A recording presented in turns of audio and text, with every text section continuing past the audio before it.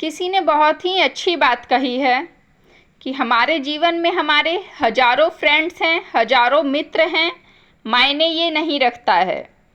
मायने ये रखता है कि हम एक ही मित्र से मित्रता कितने समय तक निभा पाते हैं।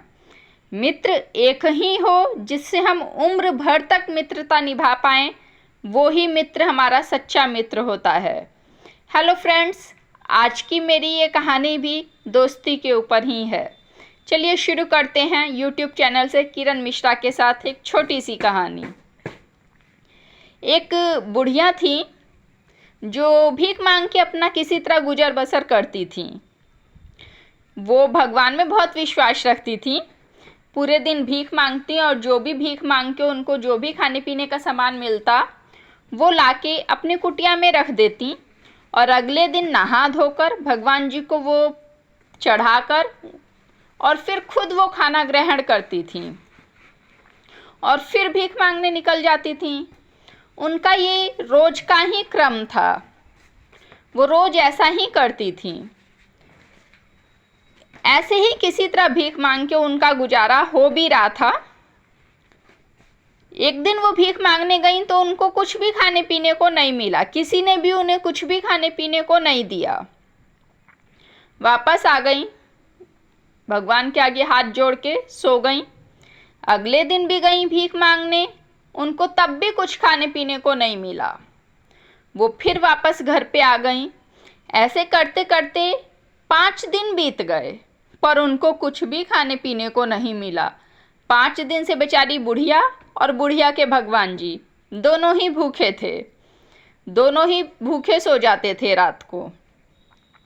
एक रात को बुढ़िया माई भगवान जी से बोली कि देखिए ना भगवान जी, 5 दिन हो गए, ऐसे कैसे, अब तो भूख बर्दाश्त नहीं हो रही है, कि आप ऐसी कृपा करिए कि कल मुझे कुछ भीख मिल जाए।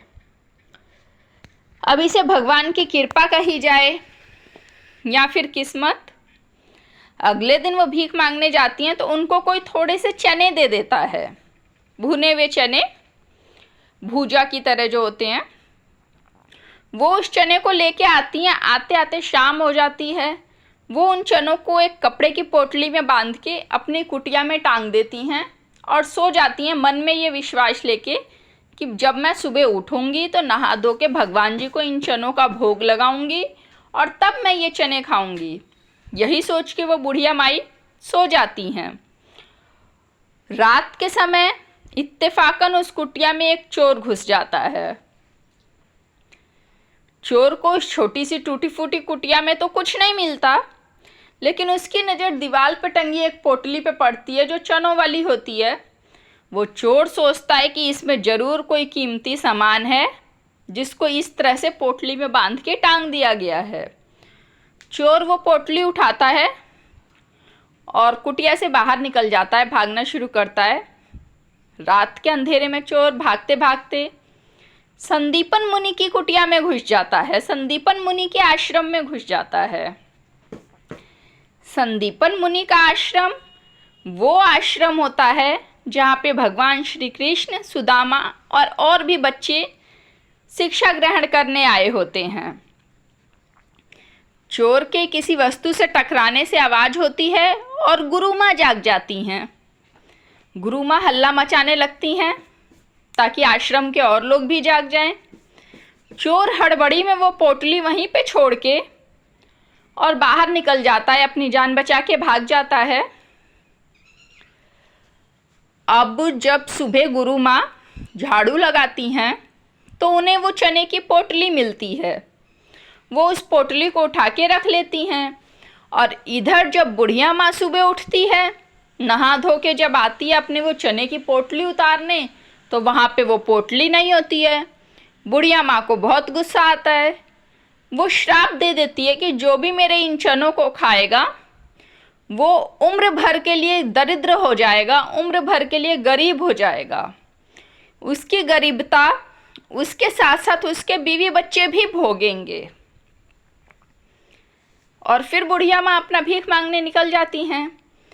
और इधर जब गुरु माँ को वो पोटली मिलती है तो वो पोटली को उठा के आराम से संभाल के अपने पास रख लेती हैं और शाम को जब भगवान श्री कृष्ण और सुदामा जंगल में जाने लगते हैं लकड़ियों के लिए, लकड़ियों की खोज में, तो वो पोटली सुदामा जी को दे देती हैं और कहती हैं कि देखो बेटा, जंगल में जाके तुम और कृष्णा दोनों जनों को ये चने आधे आधे बांट के खा लेने हैं। कभी भी दोस्ती में विश्वासघात नहीं करना है, इसमें तुम दोनों को ही ये चने खाने हैं, ये गुरु माँ का आज्ञा है, गुरु माँ का आदेश है। सुदामा जी जब वो पोटली लेते हैं, वो पोटली लेते ही पोटली की सारी कहानी जान जाते हैं।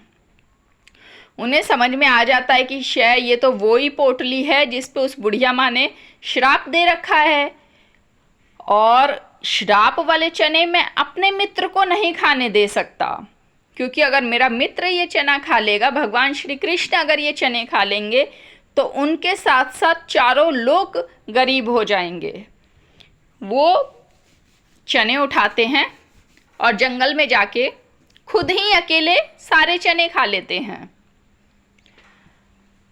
और आगे की कहानी तो आप सबको पता ही है। सुदामा जी बहुत गरीब हो जाते हैं, उनके साथ साथ उनके बीवी बच्चे सभी गरीबता से जूझते हैं।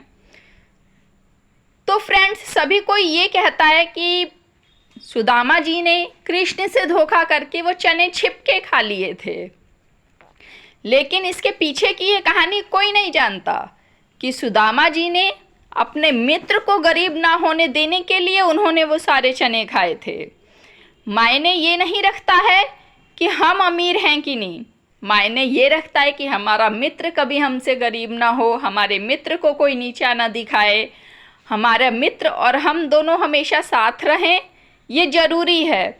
लेकिन ये बिल्कुल भी ज़रूरी नहीं है कि हम हमेशा अपने मित्र से ऊपर रहें। हमारा मित्र हमसे ऊपर होना चाहिए। फ्रेंड्स, वीडियो अच्छी लगी तो लाइक करिए, शेयर करिए, चैनल को सब्सक्राइब करिए।